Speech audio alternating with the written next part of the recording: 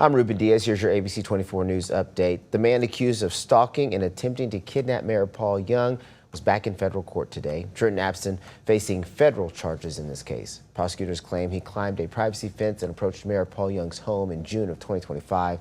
According to investigators, Abston carried rope, duct tape, and a taser while allegedly attempting to reach the mayor. He was later indicted on federal attempted kidnapping and stalking charges because prosecutors argued that the state-level penalties just were not enough to address the seriousness of the allegations. Now, the Mississippi officer involved in the shooting death of one-year-old Cohen Wiley is currently on leave. In the meantime, people in Senatobia packed a Board of Aldermen meeting demanding to see video footage of that incident. Here's ABC 24's Ezekiel Telemaco with more. Community members filled Senatobia City Hall following the death of one-year-old Cohen Wiley after he was shot and killed in the Senatobia Walmart right off of US 51.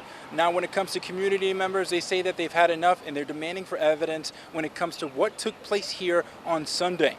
According to the Mississippi Bureau of Investigation, officers with the Senatobia Police Department and Tate County Sheriff's Office responded to a shoplifting call Sunday at the Walmart on US 51. Investigators say that officers encountered two subjects and a child leaving the store in a vehicle. The MBI says that the driver allegedly drove towards officers and nearly struck one of them before an officer fired their weapon. Now, the vehicle later arrived at a local hospital where one-year-old Cohen Wiley was pronounced dead and another person was listed in critical condition. During Tuesday's Board of Aldermen meeting, residents called for the release of the video following the incident. So we want some footage, okay, before y'all tamper with it and do all what y'all do. Before y'all do all that right there, we'd like to see some clear-cut footage as to what happened at Walmart parking lot and what caused this deranged officer to feel the need to fire on a woman and a child. MBI is over the investigation.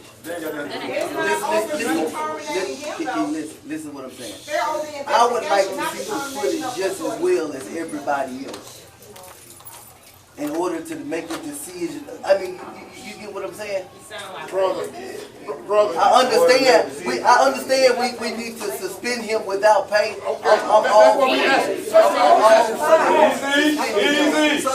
suspending him without pay until MBI finishes their investigation. City leaders also announced that the officer involved had been placed on administrative leave without pay pending the outcome of the investigation. Mississippi Department of Public Safety Commissioner Sean Tyndall says that investigators are working to collect evidence and to complete a thorough review of the incident. It's one of those things that across the board it takes time.